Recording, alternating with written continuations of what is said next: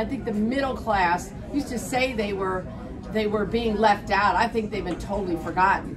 So, you know, the rich can take care of some of the increases they've been experiencing, and we're trying to, you know, there's all sorts of funding that you are paying for to help those that are struggling, but the middle class is just sitting out there hanging, and we need to do what we can to make sure that we help those folks bring more money home from their hard-earned money, and are able to do things with their family, and not just support them, but to be able to enjoy the fruits of your labor and do things with your family, and be able to have vacations without government taking all of that. So I know there's so much that I could say to you. Politicians could talk forever because it's really deep and complex. I'm glad that that the House got a majority now. Our Speaker, I would say, is doing a fantastic job for us, managing. We're going to make sure that things that are bad do not get out of the House. I can tell you that right now. And so we have one roadblock there. And then we have a governor that also has veto power, folks. So Governor Youngkin, those of you that voted for him, thank you, thank you. They are doing, you may not hear a lot of it because the press doesn't always write about the good things, but we are doing a lot of good things, and we'll bring back that to you and highlight it. Got some education bills where we want to, education scholarship accounts, education savings accounts, where we want to put parents back in charge of their kids' education, give them some control, and of course Governor Youngkin made that a mainstay of his campaign and what he is trying to do. So we will fight on those, and of course the Democrats are going to fight us because they don't want parents in charge of kids.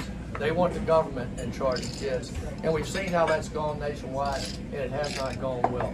So we will fight to put parents in charge.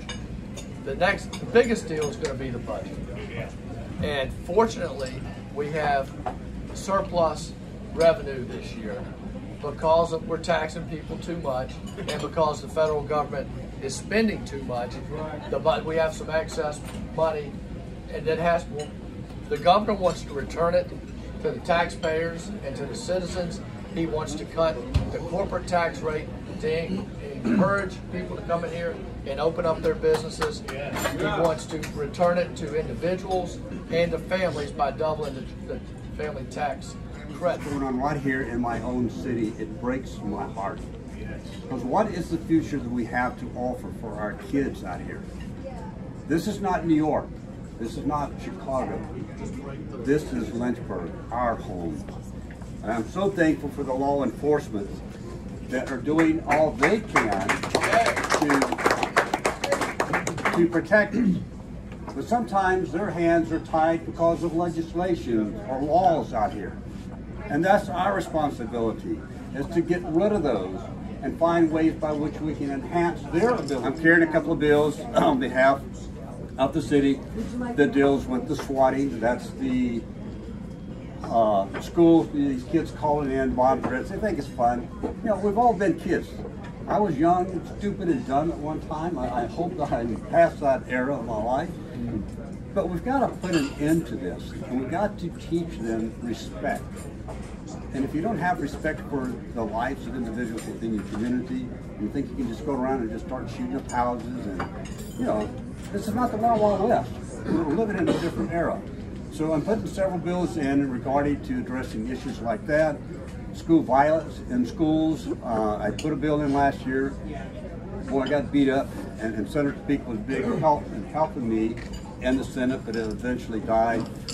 This was from Bedford County, for those of you that are in Bedford. This was dealing with the violence that we have sometimes in school, and trying to get a better handle on how the law enforcement and the resource officers can help maintain discipline.